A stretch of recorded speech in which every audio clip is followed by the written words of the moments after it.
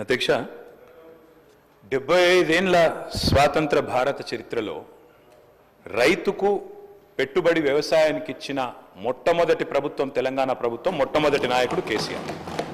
అయితే 72,000 కోట్ల రూపాయలు రైతుల ఖాతాల్లో నేరుగా జమ చేయడానికి ప్రేరణ అయింది. అసలు ఆ పథకం ఎందుకు తేవాల్సి వచ్చింది? అది చెప్పకపోతే, ఆనాటి పరిస్థితులు ఆకలింపు చేసుకోకపోతే, బ్యాక్గ్రౌండ్ అర్థం కాకపోతే, పథకం ఎందుకు ప్రారంభించాల్సి వచ్చిందో దాని నేపథ్యం తెలియకపోతే మనం ఏం మాట్లాడతాం అధ్యక్ష? ఇంకోటి నేను వారిని కోరుతా ఉన్నా అధ్యక్ష, నీతులు మాకే కాదు కదా చెప్పాలి. విప్ గారు మీరు మీ సభ్యులకు కూడా చెప్పాలి. మరి మేము వడ్లే కొనలేదట, మేము కొననేయలేదు, వ్యవసాయమే జరగలేదు, పద్ధతి కాదు. దయచేసి మీరు మీ సభ్యుల దిక్కు చూసుకొని వాళ్ళతో నేర్పించి ట్రైనింగ్ ఇచ్చారు అధ్యక్ష 2 రోజులు. మరి వాళ్ళకి ట్రైనింగ్ చక్కగా ఇచ్చింటే బాగుండేది కదా అధ్యక్ష. అధ్యక్ష మేము ఒకటే అంటున్నాం అధ్యక్ష, ఆ రోజు రైతు కళ్ళల్లో ధైర్యం లేదు. ఉమ్మడి ఆంధ్రప్రదేశ్లో తెలంగాణ ప్రాంతంలో కళ్ళంలో ధాన్యం లేదు. చిన్న రైతు పెద్ద రైతు అన్న తేడా లేదు అధ్యక్ష. 30-40 ఎకరాలున్న రైతు కూడా తెలంగాణలో, నేను చెప్పేది వాస్తవం కాకపోతే రేవంత్ రెడ్డిని అడగండి. ఎందుకంటే ఆయన మహబూబ్ నగర్ జిల్లా వలసల జిల్లాగా పేరుపడ్డ జిల్లా. ప్రతి సంవత్సరం 14 లక్షల మంది వలసపోయే జిల్లా. అధ్యక్ష కేటీఆర్ గారు సభానాయకుడు రేవంత్ రెడ్డి అని ఏకవచనంతో మాట్లాడకండి అధ్యక్ష. సభానాయకుడు గౌరవం అనేది గౌరవం ఇవ్వండి.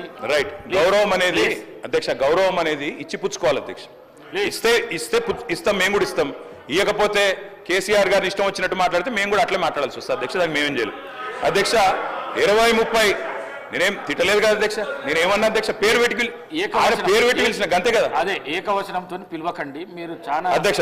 ఓకే రైట్ అధ్యక్ష. మీకు చెప్పాల్సిన అధ్యక్ష 20-30 ఎకరాలున్న రైతులు కూడా, పాలమూరు లాంటి జిల్లాలో 20-30-40 ఎకరాలున్న రైతులు కూడా హైదరాబాద్కి వచ్చి కూలీ చేసుకునే పరిస్థితి అధ్యక్ష. ఇది వాస్తవం. ఎందుకంటే నీళ్లు లేవు, కరెంటు లేదు. అట్లాంటి పరిస్థితుల్లో రైతులు కూలీలుగా మారి అడ్డా మీది కూలీలుగా ఇక్కడ హైదరాబాద్లో పనిచేసిన దుస్థితి. అందుకే మేము 20 ఎకరాలు 10 ఎకరాలు 12 ఎకరాలని కోతలు పెట్టలేదు అధ్యక్ష. తెలంగాణ ప్రాంతంలో నీళ్లు లేక ఎన్ని ఎకరాలున్నా రైతు కూలీగా మారిపోయిన దయనీయమైన పరిస్థితి ఉండే కాబట్టే మేము ఆలోచన చేసినాం అధ్యక్ష. మేము ఆనాడు మొట్టమొదటి ప్రాధాన్యతగా తెలంగాణ రాష్ట్రం ఏర్పడిన తర్వాత వ్యవసాయ రంగాన్ని తీసుకున్నాం. వ్యవసాయ రంగం, సాగునీటి రంగం. ఎందుకంటే నీళ్లు, నిధులు, నియామకాలను ఉద్యమ కాలంలో మేమే చెప్పినాం అధ్యక్ష. అందుకే నీటి విషయంలో ప్రతి నీటి బొట్టును ఒడిసి పట్టి గోదావరి గాని కృష్ణ గాని సాగునీటి అందించాలి, ఖచ్చితంగా రైతుల బీళ్లకు ఖచ్చితంగా నీళ్లు ఇవ్వాలని ఒక ఎజెండాతో పనిచేసినాం. ఆ పునర్నిర్మాణ కార్యక్రమం తీసుకున్నాం అధ్యక్ష. అందులో భాగంగానే అధ్యక్ష, రైతు చల్లగా ఉంటే పల్లె చల్లగా ఉంటుంది అధ్యక్ష. పల్లె కూడా అందరూ బాగుంటారు. ఎందుకంటే గ్రామీణ ఆర్థిక వ్యవస్థకు రైతు కేంద్ర బిందువు. ఆ రైతు బాగుంటే రైతు చుట్టూ అల్లుకున్న అన్ని కుల వృత్తులు బాగుంటాయి అధ్యక్ష. ఆ ఉద్దేశంతోనే వ్యవసాయాన్ని స్థిరీకరించాలనుకున్నాం. మేము రైతు బంధు పెట్టింది ఊరికైనా పెట్టలేదు అధ్యక్ష. మా ఉద్దేశం వ్యవసాయ స్థిరీకరణ, వ్యవసాయ స్టెబిలైజేషన్, అగ్రికల్చర్ స్టెబిలైజేషన్. ఆ కార్యక్రమంలోనే కొన్ని విప్లవాత్మకమైన కార్యక్రమాలు తీసుకున్నాం అధ్యక్ష. అందులో ముఖ్యమైనది అధ్యక్ష 24 గంటల నిరంతర విద్యుత్.